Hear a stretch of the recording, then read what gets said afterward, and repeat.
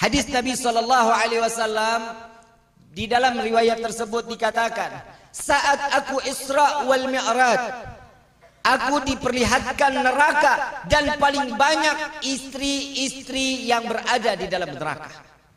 Nah lo, istri siapa tuh? Insya Allah bukan istri kita, insya Allah. Amin ya Rabbal. Mudah-mudahan ya ibu-ibu di sini, ibu-ibu yang salehah semua. Istri yang taat sama suami, istri yang taat sama Allah, sama Nabi Muhammad sallallahu.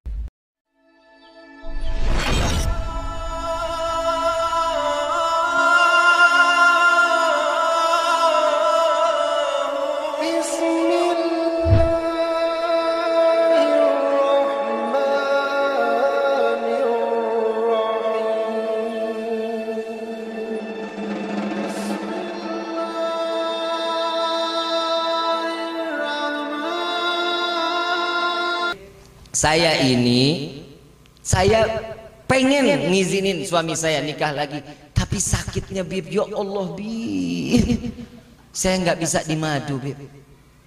Kalau gitu digula. Nih Iman kayaknya lagi cari ancang-ancang nih Iman nih. Ini kayaknya pelaminan pertama 3 bulan, pelaminan kedua.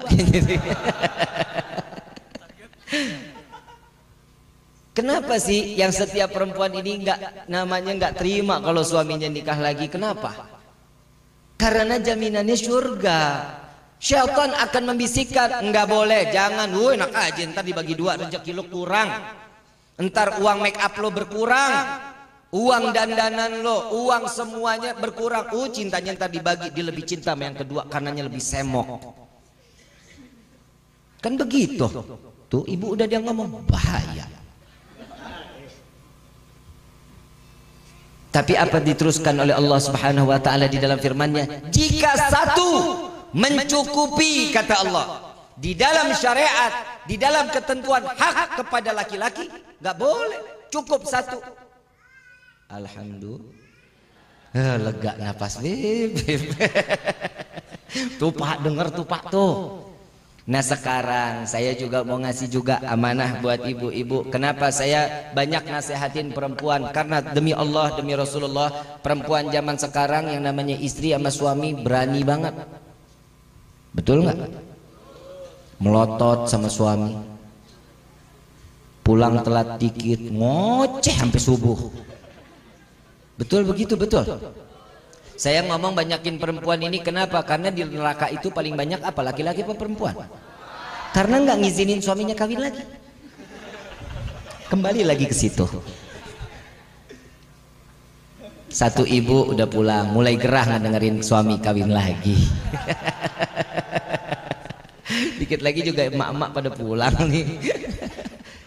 Terusin ya, terusin ya. Di neraka paling banyak apa? Perempuan. Apa di dalam kitab Duratun Nasihin, hadis Nabi Shallallahu Alaihi Wasallam, di dalam riwayat tersebut dikatakan, saat aku Isra wal Mi'raj, aku diperlihatkan neraka dan paling banyak istri-istri yang berada di dalam neraka. Nah lo, istri siapa tuh? Insya Allah bukan istri kita, insya Allah. Amin ya Rabbal. Mudah-mudahan ya ibu-ibu di sini, ibu-ibu yang salehah semua.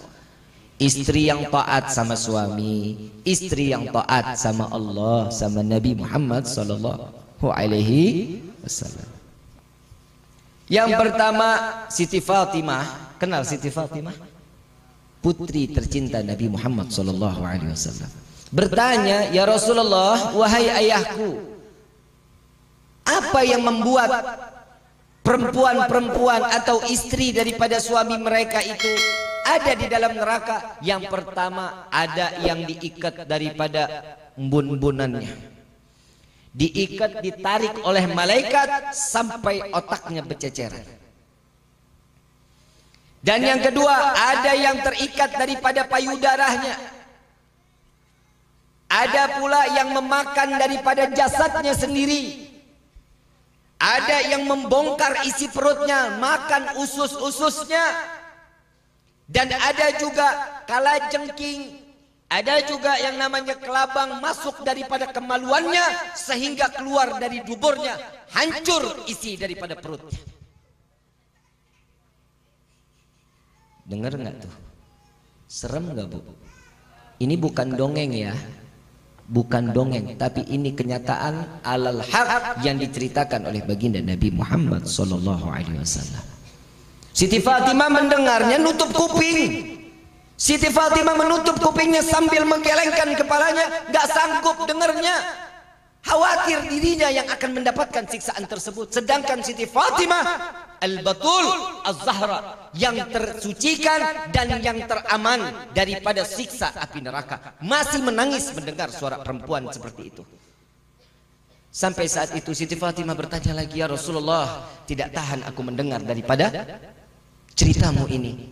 Aku ingin mendengar apa dosa daripada istri tersebut yang mereka ditarik daripada rambutnya sampai ke ubun-ubunnya, sampai tercecer otaknya, mereka yang sampai mati tidak menutup auratnya.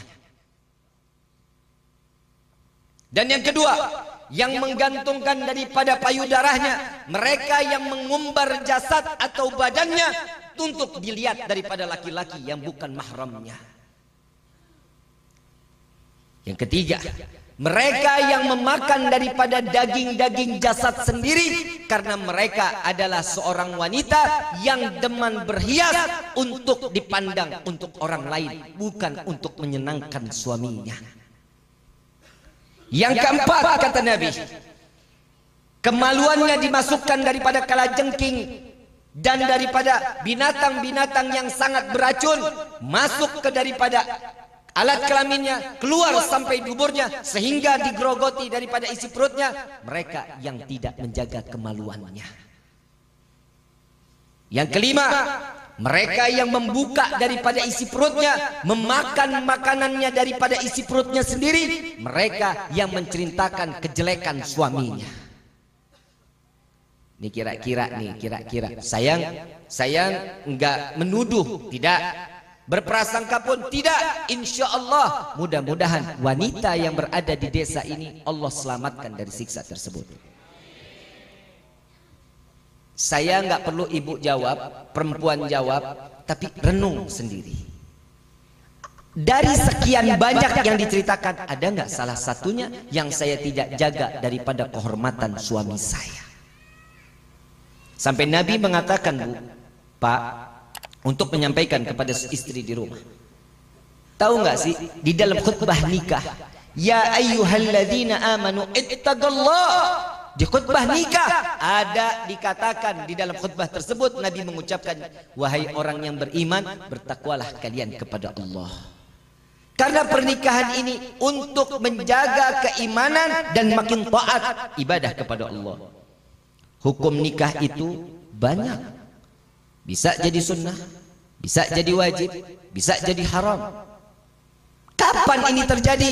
Sunnah jika, simak baik-baik, jika pernikahan tersebut ingin menambahkan nilai ibadah mereka kepada Allah, maka sunnah hukumnya. Pernikahan hukumnya sunnah. Wajib, kapan itu menjadi wajib? Mereka punya hawa nafsu yang tinggi, berkeinginan untuk syahwatnya nggak bisa dibendung, memiliki keuangan yang cukup, maka wajib untuk menikah. Keuangan yang cukup maksudnya bisa menafkahi, memberikan nafkah lahir dan batin. Kapan itu menjadi haram? Nih yang bahaya. Ini yang benar-benar bahaya. Kita nggak sadar ini. Pernikahan kita bisa menjadi haram jika sebelum menikah mereka orang yang pandai beribadah, setelah menikah dia orang yang lalai kepada Allah. Haram pernikahan tersebut. Mudah-mudahan Allah jaga pernikahan kita.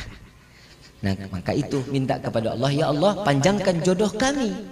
Panjangkan jodoh kami sampai ke dalam surga, jangan cuma sampai di dunia. Suami fitnah, istri fitnah, anak fitnah, mertua, gue bilangin loh, mertua fitnah, tetangga fitnah, saudara fitnah, ipar fitnah, Orang yang berani menikah membuka lembaran fitnahan baru. Nih contohnya ini. Ini dia, berani membuka lembaran fitnahan baru. Bukan berarti orang nikah ujiannya stop, nggak ada, dibuka, makin dilebarin. Makanya doanya jangan salah. Kadang kita dikasih doanya, kadang suka bilang, ya Allah tambahkan hamba kesabaran, ya Allah tambahkan hamba kesabaran, sampai nangis. Kenapa? Ujian terus Bib, nggak selesai, ujian lagi, terus minta sabar. Iya pantesan, karena diminta sabar, ujiannya lagi, sabar lagi, uji lagi, terus sampai di mana batas kesabaran? Mintanya jangan minta sabar. Mintanya apa? Ya Allah selesaikan permasalahanku selama di dunia sampai di akhirat. Itu doanya. Ini doanya. Ya Allah minta sabar. Besok diuji lagi.